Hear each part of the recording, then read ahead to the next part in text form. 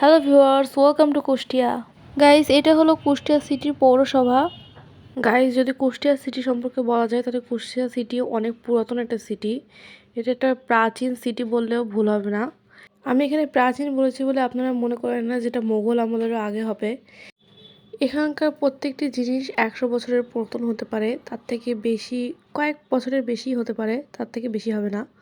আপনারা যদি কুষ্টিয়া কোথাও যান এবং সেখানকার হিস্ট্রি জানতে চান তাহলে সেখানকার লোকাল লোকেদের জিজ্ঞাসা করলে তারা কিন্তু আপনাদেরকে হিস্ট্রি বলে দেবে।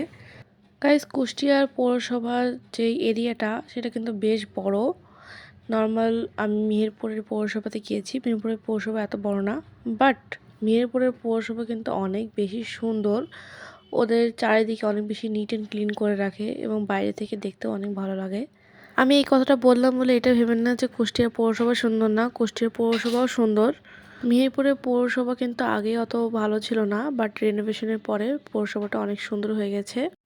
আর এখানকার পৌরসভাটা আসলে আগেকার কালচার একটু ধরে রেখেছে। এখানে সেই রকমের এখন ডিজিটালভাবে রেনোভেশন করায়নি, নাহলে এখানকার সৌন্দর্যটা নষ্ট হয়ে যেত। আপনারা কারা কারা আমার ভিডিওটা কুষ্টিয়া থেকে দেখছেন কমেন্টসে জানিয়েন। আপনাদের যদি আমার ভিডিওটা ভালো লেগে থাকে তাহলে শেয়ার করবেন। এখানে কিন্তু গেটের সামনে একটা বড় একটা স্ট্যাচু আছে।